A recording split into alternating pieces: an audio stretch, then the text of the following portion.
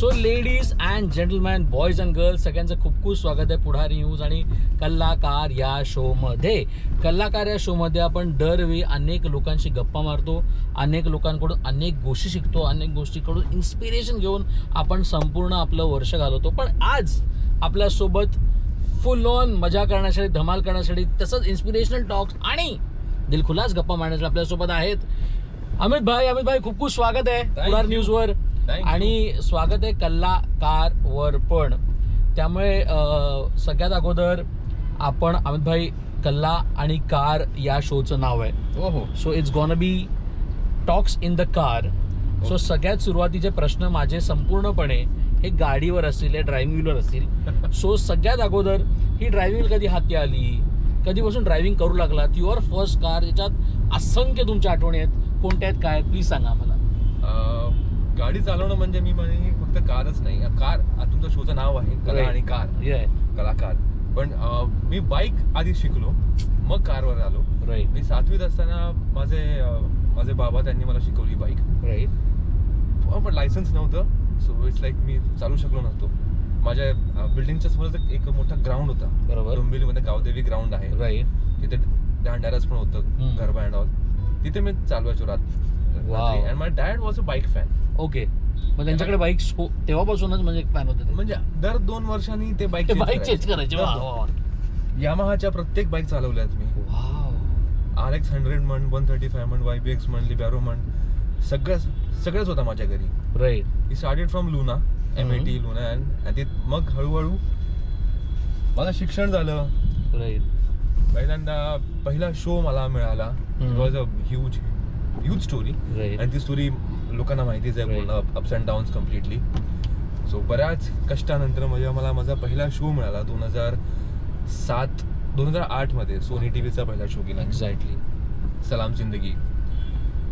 6 महिने झाले असतील शो करून. आणि 3 महिन्याने आम्हाला पैसे पेमेंट येतो आमचा 3 महिन्याने. सो 3 महिन्याने पेमेंट यायला सुरुवात झाली. त्यानंतर बाबांना म्हणालो, बाबा आता थोडंफार व्यवस्थित आहे सगळं, आपण एक छोटीशी गाडी घेऊया. लाईक कशाला? छोटीशी गाडी घेऊया, मोठी म्हणत नाही. Right. My first car was Alto. Wow. आणि त्या गाडीची पण गंमत अशी की मला गाडी चालवता यायची नाही. So driving classes are always the options. So मी तिथे गेलो, शिकलो. आणि मी मंदिरात खूप जायचो डोंबिवलीमध्ये. सो स्वामीजी होते आमचे. आणि माझे नियम, कोणती नवीन गाडी घेतली, काही नवीन वस्तू घेतली की आधी मंदिरात. वा. स्वामीजींनाही बसवलं गाडीत, देवाची मूर्ती घेऊन ते बसले. वा. जसं आपण चाललोय आता इथे, राईट, टर्न आहे समोरून गाड्या येत आहेत. राईट. नवीन शिकलेला मुलगा, स्वामीजी सगळे बसले आणि दाबला ऍक्सेलरेटर जोरात, जो गाडी गेली. आणि ते जे सगळे किंचटले देवाचे नाव घेऊन, तू गाडी साईडला घे, आम्हाला नको गाडी बसायला. कशी गाडी नेली मंदिरात परत. That was a start. So प्रत्येक स्टार्ट जरा अवघडच असतं. राईट. गाडी चालवणं असो किंवा आयुष्य असो, प्रत्येक गोष्टी जेव्हा आपण नवीन सुरुवात करतो तेव्हा जरा अवघड वाटतं आपल्याला, डिफिकल्टी येतातच. राईट. पण त्यानंतर सगळं एकदम स्मूथली होऊन जातं. पण आताही मी बुलेट पाहिली. राईट. बुलेट. सो बाईक हे प्रेम आहे का गाडीपेक्षा? इफ गिव्हन अ चान्स तुम्हाला ट्रॅव्हल कुठे करायचं असेल, so would it be a option की मी बाईकवरून येतो, मी लवकर पोहोचेन, किंवा बाईक्स तुम्हाला आवडतात? आणि त्या कोणत्या बाईक्स आहेत ज्या तुमच्या प्रचंड आठवणीच्या, तुम्ही कुठेपर्यंत बाईकनी प्रवास केलाय? लॉंग ड्राईव्ह बाईकवर केली आहे का? लॉंग ड्राईव्ह केली आहे बाईकवर. राईट. मुंबई टू रत्नागिरी. बापरे. 8 तास नॉनस्टॉप. वाव. मला ऑप्शन जर दिलं कोणी, कार की बाईक, काही न म्हणता चावी घेऊन बाईकची आणि मी जाईन. आणि म्हणजे त्या गाडीने तुमचे इनशॉर्ट प्रॉफिट, लॉसेस, हॅपीनेस, सॉरोनेस सगळंच पाहिलं असेल ना? सगळं सांगा ना त्याबद्दल, म्हणजे त्या ऑल्टो बद्दल. काय असं ना की पहिली गाडी आपण जेव्हा घेतो तेव्हा एक जोश असतो. राईट. कॅल्क्युलेशन्स नसतात. आणि ती बकेट लिस्ट असते आपल्या आयुष्याची. हो. टिक असं. आणि आपण कॅल्क्युलेशन करत नाही पुढचं मागचं, की यार मला EMI भरायचं आहे, कसं होईल, काम आज आहे, 5 वर्षाचा EMI आहे. आणि 2007 साली तो शो सुरू झाला आणि 2008 मिडला शो संपला. Right. And I was like, चला आता पैसे येणार आहेत, सो EMI होत राहणार, जाणार. बट काय फॅमिली इश्यूज झाले, फायनान्शियल क्रायसिस झाले, सो पैसे गेले.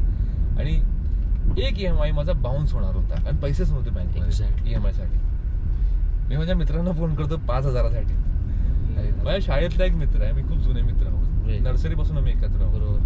सहसा आम्ही कधीच एकमेकांना असं फोन करत नाही, आणि जेव्हा केलं तेव्हा समोरचा माणूस समजून जातो की बॉस खरंच खूप अडकलाय म्हणून त्याने मला फोन केला. Very true. तर त्याला फोन केलं, मग अरे भाई प्रणाम, असं असं झालं रे. किती EMI आहे? 5,000चा आहे. किती हवेत? मला 4,000 दे, 1,000 आहेत माझ्याकडे, EMI निघून जाईल. म्हणलं बरं थांब. 10व्या मिनिटात मेसेज येतो, 10,000 रुपये आलेत. म्हटलं 10 कशाला पाठवले? पेट्रोल कसं भरणार आतमध्ये, फक्त EMI भरशील, चालवशील, दे मला मग आरामात. गॉड्स ग्रेस, नवीन शो मिळाला मला 2 महिन्याने. सोनीचा शो परत घेतला मी, पालमपूर एक्सप्रेस.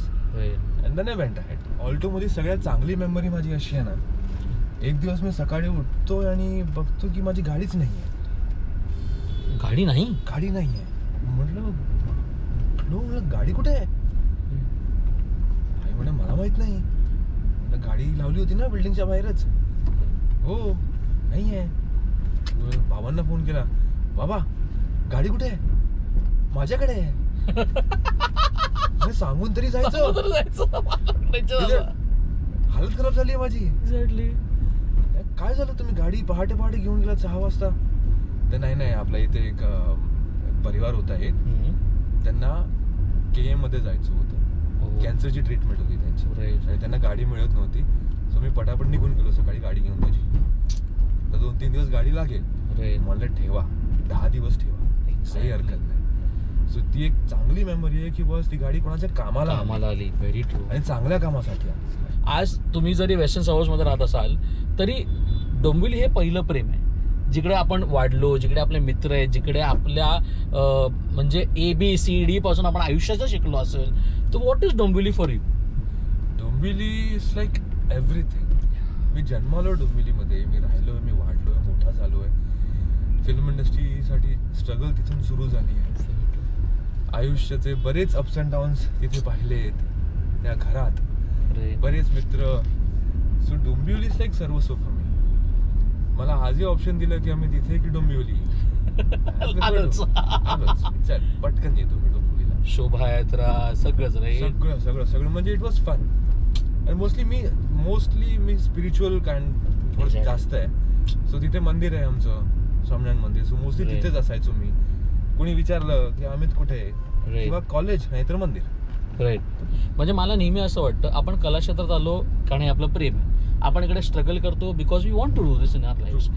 पण जर मी तुम्हाला एक विचारलं की त्या कला क्षेत्रात आल्यानंतर जेव्हा तुमची पहिली मालिका, दुसरी मालिका किंवा आत्ताची मालिका, तुमच्या आयुष्याला तो मुवमेंट कोणता होता वेन तुम्हाला पहिल्यांदा रस्त्यावर जाता येता कुठे हॉटेलमध्ये बसताना पहिल्यांदा तुम्हाला कधीतरी तुमच्या कॅरेक्टरच्या नावाने बोलवलं असेल, तेव्हा तुम्हाला ती ओळख मिळाली असेल, किंवा तुम्ही त्या टीव्हीवर येताना अशा लेवलला जी ओळख झाली असेल, तो किस्सा तुमच्याकडे आहे का? आणि तो कधी आणि केव्हा झालाय? 2010 साली. राईट. मी त्याआधी 4 शो केलेले. बरोबर. सलाम जिंदगी, पालमपूर एक्सप्रेस, झी टीव्हीचा एक शो होता मा, त्यानंतर वो रहने वाली महलों की, सहारावनचा शो. Very true. आणि त्यानंतर मी खूप भटकलो मध्ये ऑडिशन मध्ये. मी 1-2 म्युझिक व्हिडिओज केले मराठीचे. तिथे एक मैत्रीण झाली माझी, मृणालिनी झांबळे. तुला माहिती असेल. हो. Mrinalini, very sweet girl, very sweet chap. So आमची तिथे ओळख झाली. आणि मी जस्ट ऑडिशन्स देऊन रात्री 10 वाजता परत जात होतो घरी. दिवा स्टेशनला पोहोचलो असेल मी 10:30च्या सुमारास. बरोबर. तिचा फोन आला, भाई मराठी करशील? कधी केलं नाहीये रे, मराठी येतं मला पण खूपच. हो, कारण तेव्हा तुम्ही हिंदीतच काम करायचं. चल करेन. आणि माझं नेहमी असंच आलं आयुष्यात राहिलं की एक काम संपलं त्यानंतर आय वोंट वेट की बॉस नाही मला असंच काम हवंय, मला तसंच काम हवंय, मला हेच हवंय. मला जे येईल, देवाने जे ठरवलं असेल माझ्यासाठी तोच काम येणार आहे आणि मी त्याला स्वीकारेन. आणि मग फोन आला मृणालीचा, आम्ही करशील? म्हणलं चल करतो. मराठी? म्हणलं हो, काहीतरी बोलेन मराठी, तुम्हाला स्क्रिप्ट पाठव. तुम्ही आत्ताच्या आता म्हटलं ये. म्हणलं 10 वाजलेत रे. म्हणलं पोचता 11:30 होतील. बरोबर. नाही तू ये, ते बघतायत रोल. म्हणलं ठीक आहे. मी डोंबिवलीला गेलो पण नाही, दिव्यावरून ट्रेन पकडली परत. परत गेलो एक्झॅक्टली मडला. गेलो, पोचलो तिथे, सगळे भेटले आणि समोर बघतो तर महेश कोठारे बसले होते. अरे काय हा प्रकार. अमित असं आहे, राईट माझ्या ऑपोजिट मुलगा येतोय राईट. आणि त्याच्याशी माझं लग्न होणार आहे. असे कॅरेक्टर आहे, छोटासा महिन्याभरचा असेल रोल. ओके, त्यांना भेटलो, त्यांना स्क्रिप्ट दिली. बिंग अ थिएटर ऍक्टर ते जरा सोपं पडलं आणि मराठी शाळेत सब्जेक्ट होताच मला. एक्झॅक्टली. सो ते म्हणाले की आपण असं दाखवू, तू US वरनं आला असेल किंवा काहीतरी, मराठी नाही आहे. That was the first show which I did. 1 महिन्याचा कॅरेक्टर तो 1.5 वर्षापर्यंत गेला. वा. आणि त्या शोने जो मला नाव दिला, थँक्स टू शाळा प्रभाव ऑल्सो दॅट. सो तेव्हा मला सिड म्हणून लोकांनी ओळखायचं. राईट. सो कुठेही गेलो तर अरे सिड, अरे सिड. एक्झॅक्टली.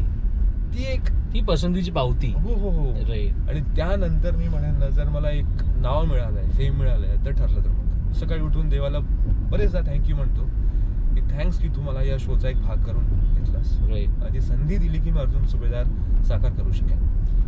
पण आता आपण अर्जुन सुभेदारकडे येऊ आणि खऱ्या अर्थानं ती मालिका आल्यापासून त्या मालिकेचे कॅरेक्टर्स, जुई आणि तुझी जोडी, एक प्रचंड लोकांना आवडतंय. ऑन TRP चार्ट्स ती मालिका आहे.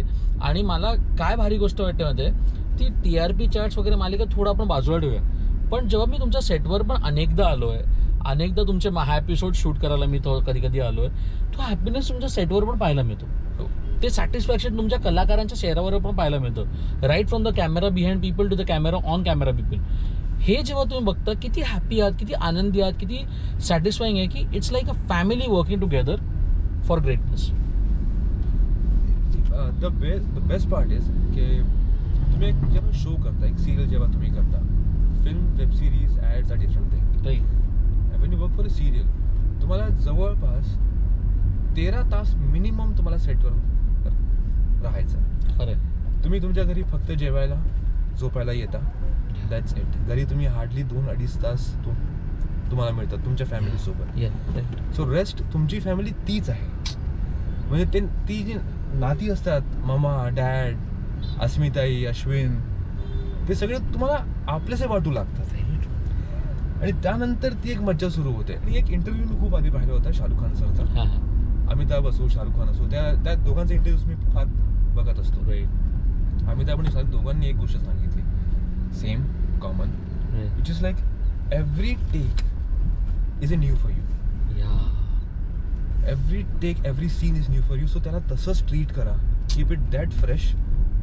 तुम्ही आजारी आहात, तुम्हाला काही झालंय, लागलंय, दुःख आहे मनात, तुम्हाला रडायचंय पर्सनल प्रॉब्लेममुळे, ते तुम्हाला माहिती आहे, लोकांना माहित नाहीये. They are paying you for entertainment, so entertain them. वा.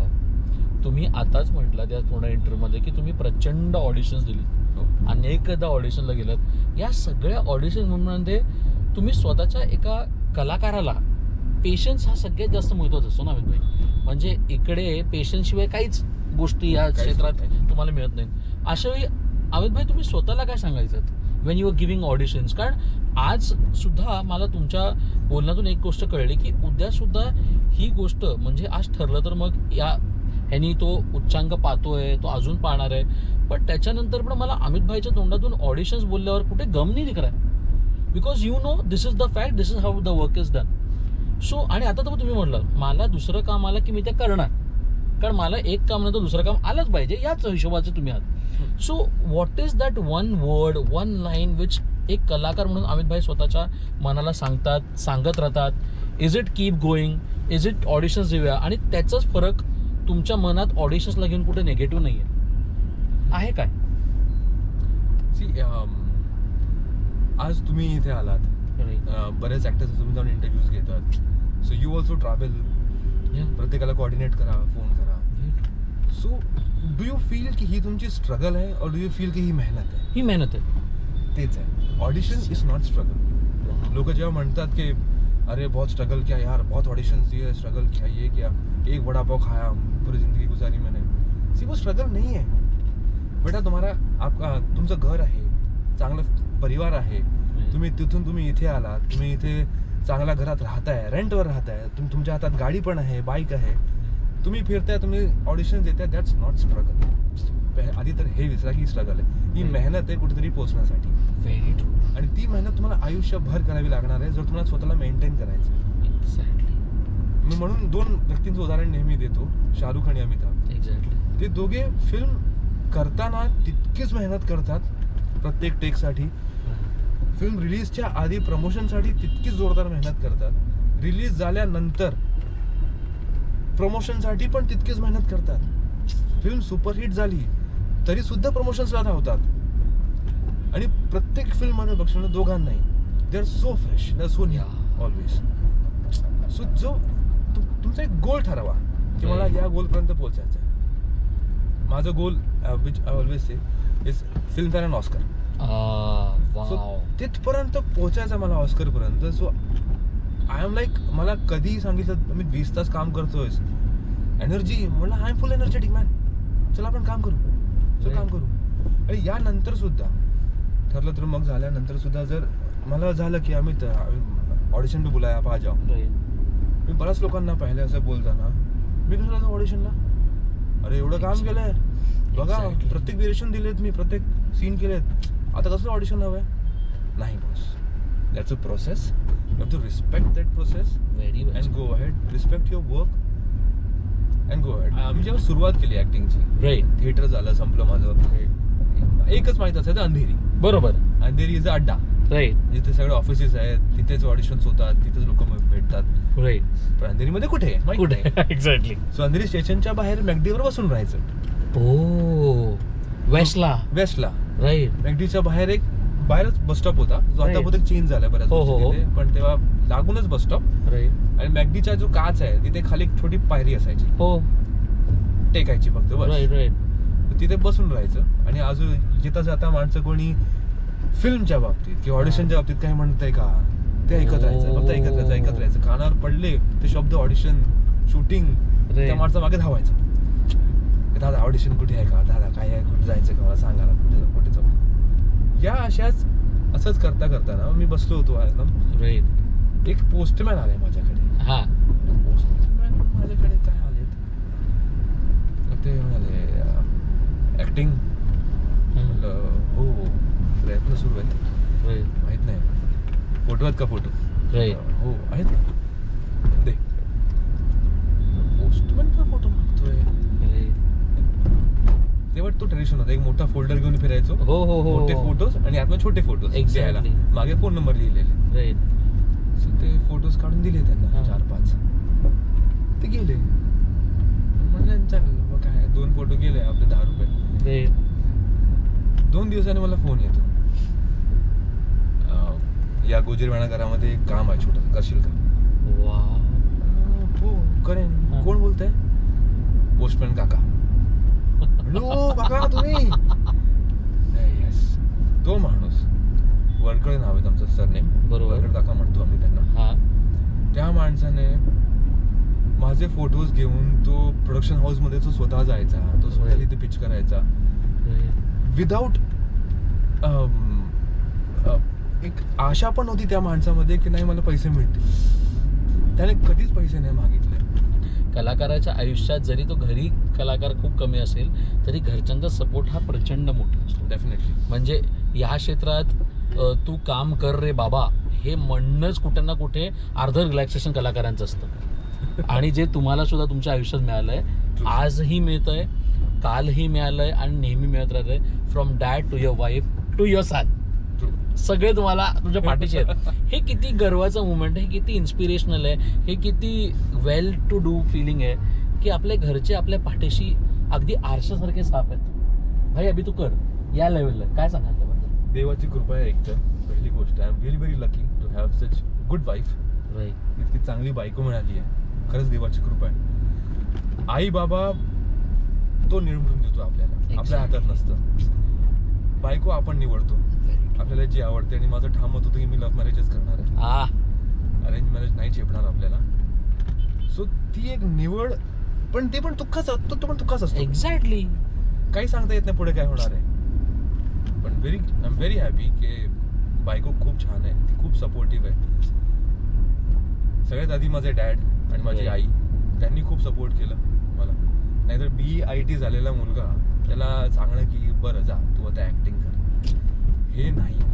आणि ते पण and being coming from a very म्हणजे नॉर्मल फॅमिली, प्रत्येकाला असंच असतं ना की बाबा take a job, take a job, right? From the lower middle class family, not the middle class also. Okay. जिथे बाबा माझी कॉलेज सुरू असतानाच बँक्रप्सी झाली होती बाबांची. ओके. पार्टनर्स निघून गेले पैसे घेऊन आणि कर्ज पूर्ण डोक्यावर आलं होतं, ते फेडलं बाबांनी, गाड्या वाड्या सगळंच विकलं. Your back to zero again, no job, काही नाही बाबांकडे. मग त्याने सुरुवात केली, कॉलेज संपत आलं आणि आय वॉज लाईक काय करू आता, काय करू. मध्ये सांगितलं बाबांना, बाबा मी कॉल सेंटरमध्ये काम घेतो, 15-20 हजार तरी येतील घरात, करतो मी. मला काय करायचं नाही, तू अभ्यास कर, पैसे कुठून आणायचे, मी आहे, बसलो इथे, बघतो मी.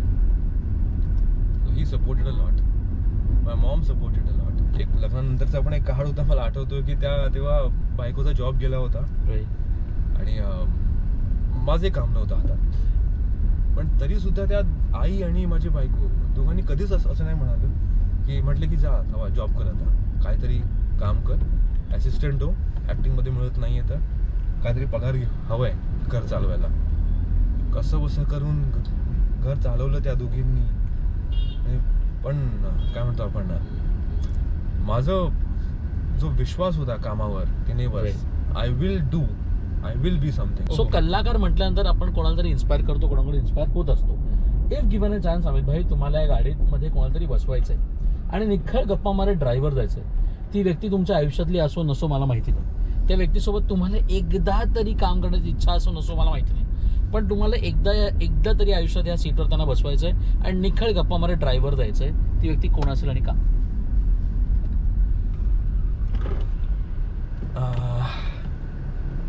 quite emotional thing.